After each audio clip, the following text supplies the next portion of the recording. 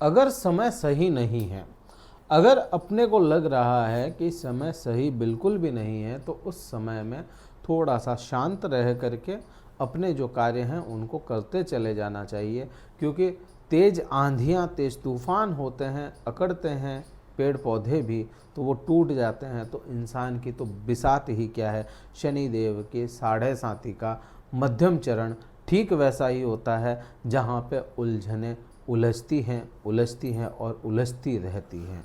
नमस्कार मित्रों, मैं भानु प्रकाश शर्मा, एस्ट्रो भानु शर्मा चैनल में आपका हार्दिक अभिनंदन करता हूं। बात मीन राशि की है और मीन राशि में भी विशेष मैं राहु की बात करने वाला हूं। राहु ग्रह जो आपकी खुद की राशि में विराजमान है, आज के समय में आने वाली 18 तारीख को यह परिवर्तन कर जाएगा। हाँ, ये भ्रम की स्थितियां तो जरूर यहाँ से दूर हो जाएगी, क्योंकि राहु आप ही की राशि को छोड़ रहा है, लेकिन 12वें भाव में जा रहा है। यहाँ से आकांक्षाएं बहुत अधिक यह राहु बढ़ा देगा।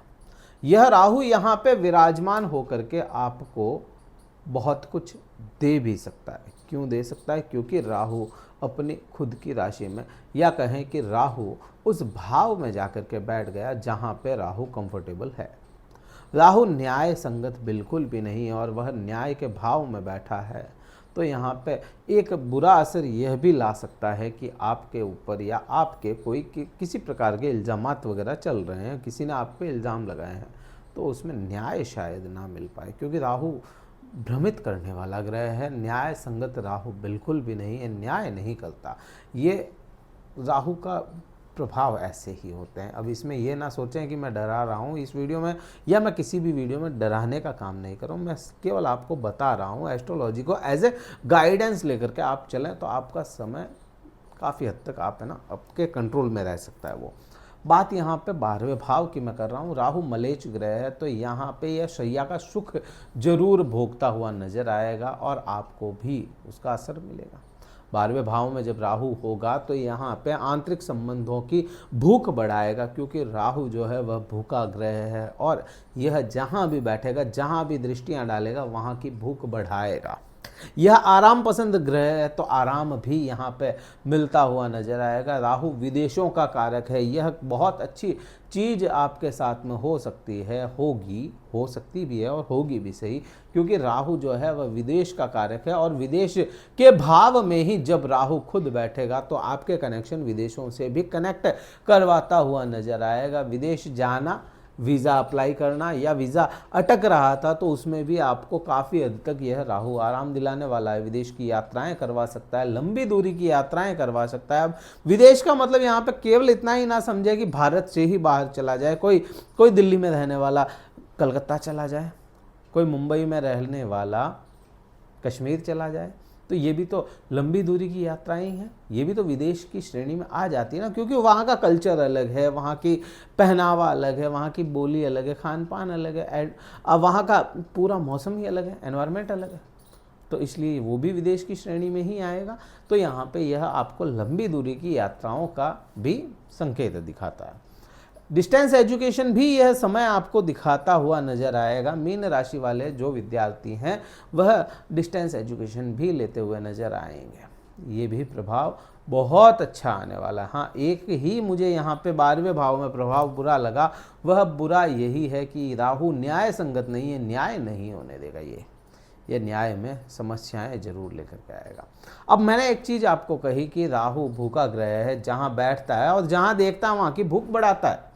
तो राहु की जो 5वीं दृष्टि होगी वह कहाँ होगी? आपके 4th भाव पे। 4थे भाव पे जब राहु की 5वीं दृष्टि होगी तो 4थे भाव की भूख बढ़ाएगा और आपका राशि स्वामी खुद बृहस्पति ग्रह भी यहीं पे 14 तारीख को परिवर्तन कर जाएगा।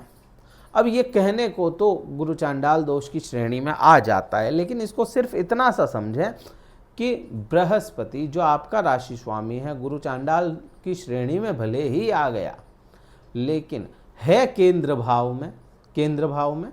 दूसरा, अपनी खुद की दृष्टि को दृष्ट कर रहा है, देख रहा है, तो इसलिए यहाँ पे यह गुरु चांडाल श्रेणी में होते हुए भी आपको तो बुरे प्रभाव बिल्कुल भी नहीं लेकर के आएगा। अब बृहस्पति वृद्धियों का कारक है, तो वह वृद्धियों में कई गुना बढ़ाने की क्षमताएं भी बृहस्पति के साथ में राहु भी तो करता है ना। राहु वृद्धियां, बृहस्पति वृद्धियां देता है, लेकिन वृद्धियों में भी चीज़ों को कई गुना बढ़ाने का कार्य राहु कर सकता है। तो राहु की दृष्टि यहाँ पे, और राहु की भूख भी तो यहीं पे बन गई। तो यह समय मीन राशि वाले जातकों का पूरा 1.5 साल ऐसा होगा जिसमें आप लोग क्या करेंगे, अपने भौतिक सुख पे इन्वेस्ट करते हुए नजर आएंगे, भौतिक सुख बढ़ते हुए नजर आएंगे। अब यहाँ पे यह राहु बहुत अच्छे प्रभाव इसलिए दे सकता है, एक तो चतुर्थ भाव है, दूसरा यह ये जो राशि है वह मिथुन राशि है जहाँ राहु उच्च का होता है, तीसरा यहाँ पे राहु का खुद का नक्षत्र होता है, राहु बैठा भी अपने नक्षत्र वाली राशि में और देख भी अपने नक्षत्र वाली राशि को रहा है। तो इसलिए इसके प्रभाव कई हद तक, कई गुना बढ़ते हुए नजर आएंगे भौतिक सुखों को लेकर के।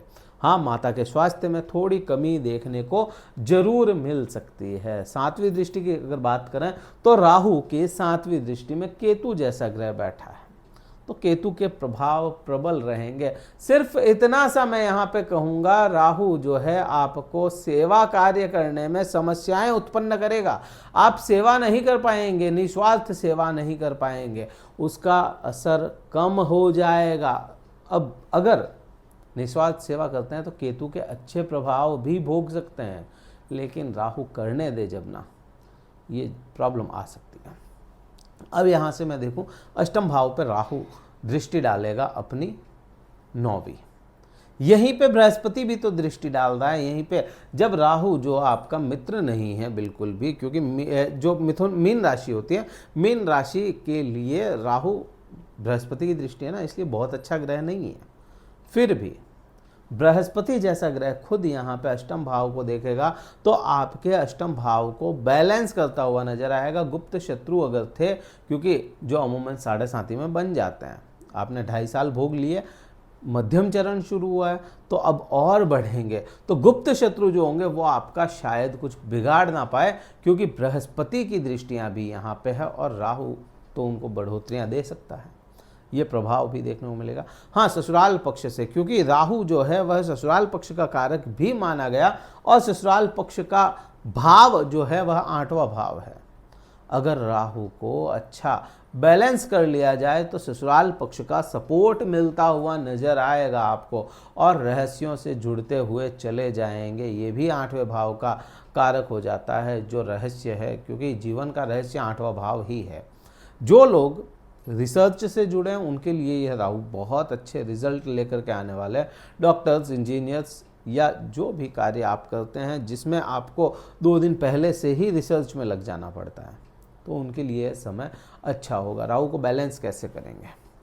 राहु को बैलेंस करने के लिए मछलियों को चुग्गा देना, मछलियों को जो गोलियां होती है, मछलियों का भोजन होता है, वो आप खिलाएं मछलियों को, मछलियों की सेवा करें, मछलियों को खाएं नहीं, तो आपको अच्छे प्रभाव राहु के देखने को मिल सकता है। पक्षियों की सेवा करना भी यहाँ पे, पक्षियों को चुग्गा देना भी यहाँ पे कई हद तक आपको अच्छे प्रभाव लेकर के आएगा।